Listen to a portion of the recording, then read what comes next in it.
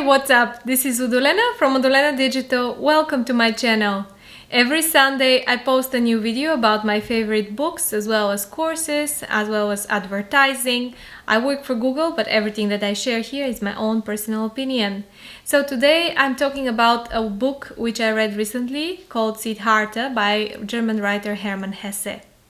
Welcome to the channel. For those of you who are new here, please be sure to subscribe and check out the rest of the videos. We have a lot of book reviews which you might find very interesting on topics like politics, history, religion. And today I'm talking about a book which is, let's say, on the more spiritual type of books. I don't have that many of them, but let's say if you have watched some of my videos like The Alchemist by Paulo Coelho or The Greatest Salesman of the World, you can check links above. This book is kind of in this role of, let's say, on the border between spiritual and philosophy type of books. And this is why I'm including it. It reads like a novel, so there is a storyline and a plot, but a lot of the book is really a spiritual, philosophical talk about what is meaningful and what is the purpose of us on this planet. So maybe you have asked yourself this question multiple times, and this book doesn't give one definite answer, but it gives you a lot of perspectives. Who is Hermann Hesse? Hermann Hesse is a German writer. He was writing during the First World War, and the 1920s is his most active period. He is born in Germany, but he took also a trip to the East, and he visited India, Burma, Sri Lanka, and was very impressed by the religions and the Hinduism as well as Buddhism. So this book is hugely inspired by Eastern philosophies. So some of you who are from India, I think I'll have a lot of followers from India, you might find a lot of these things familiar. So Siddhartha, for those of you, probably you know how to pronounce it better. I think I have a lot of followers from India, so excuse my pronunciation, but Siddhartha is the son of a Brahmin, so he's the son of a priest, and he is in a search for meaning. His name means achieving meaning, so kind of gives you a hint that towards the end of the book he's going to achieve meaning. But he goes through different stages in life. He first is born in the family of a Brahmin, so he is prepared to become a priest, and he is a very promising priest. Everybody is very favorable of him.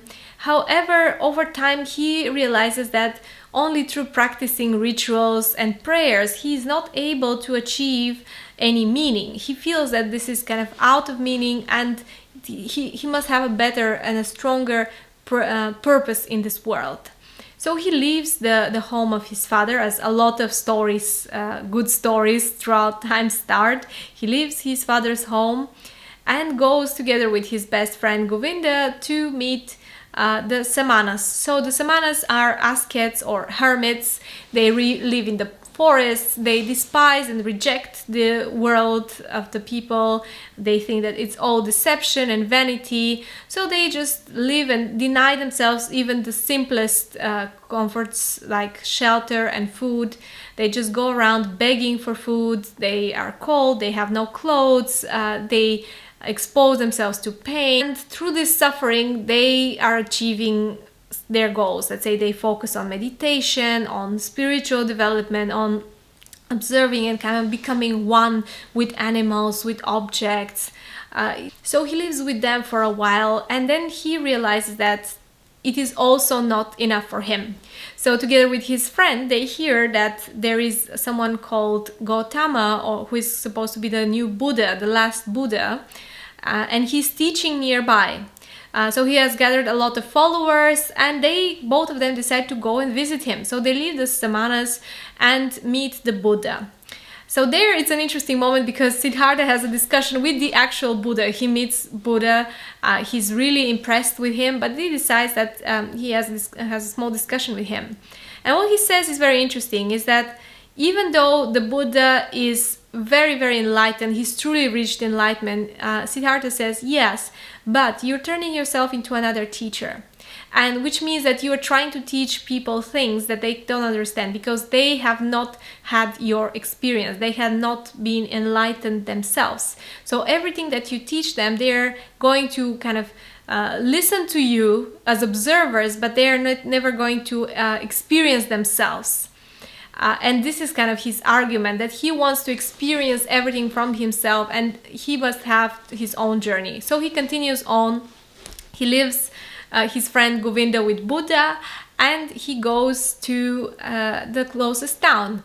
So in the closest town, the first person who gets to meet is a beautiful prostitute called Kamala, not Kamala Harris, of course.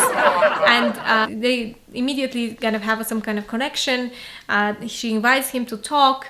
And he asked her, okay, well, I want to learn making love. So you're a prostitute, you can teach me. And she said, oh, it doesn't work this way, my boy. You have to bring some money, you have to be rich. I'm actually kind of not doing this for free. And he is immersed in the world. He voluntarily decides to be immersed in the world. So Kamala introduces him to the local richest merchant. And Siddhartha starts learning about business, about making money. And he fully devotes himself to this. He decides that he wants to experience the world to its fullest. The world that he has been rejecting, he decides to really engulf himself into this world. And what's interesting is that at the beginning they ask him what are his skills, and he says, well, I can fast, I can think, and I can wait. And everybody is laughing as, what kind of skills are these? There is nothing that you can actually earn money with. But essentially, it turns out that this preparation that he had as a spiritual disciple, he actually applies to business as he doesn't have attachment, an emotional attachment to money and to material things. He becomes hugely successful, as well as with his ability to think for himself and to be patient.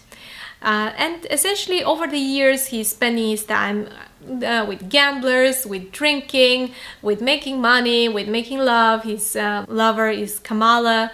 At some point, he reaches the point of saturation. He reaches that he's no longer learning anything new, that he has left himself too long in this world of deception, and he has to leave again.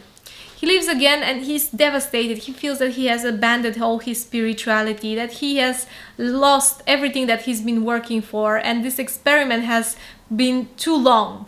What happens then is he's at the point of suicide when he meets a mysterious ferryman whose name is Vasudeva, who later on we understand from hints here and there that it's actually a living saint.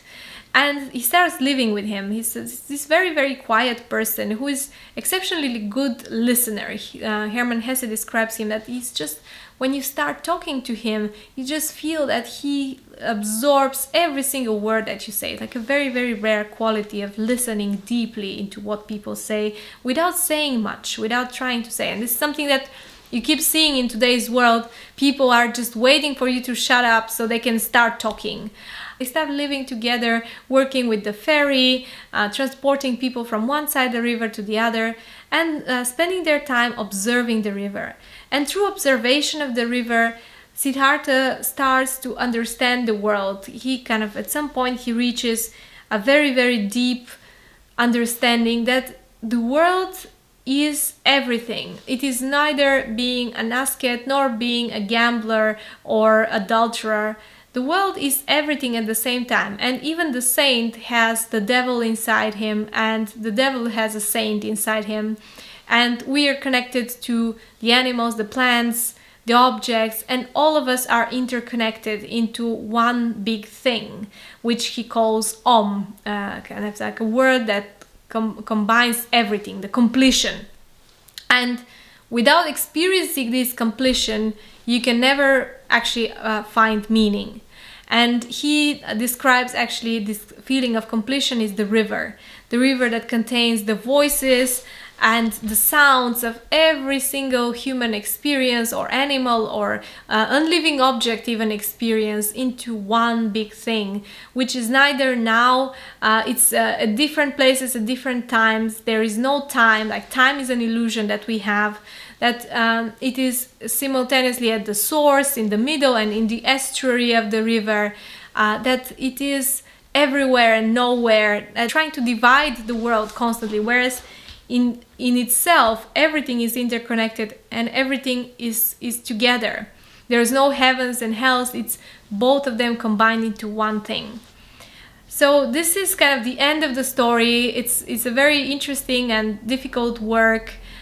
He often tells that actually words are not enough to describe things, and every time you say things into words, they are a little bit not enough.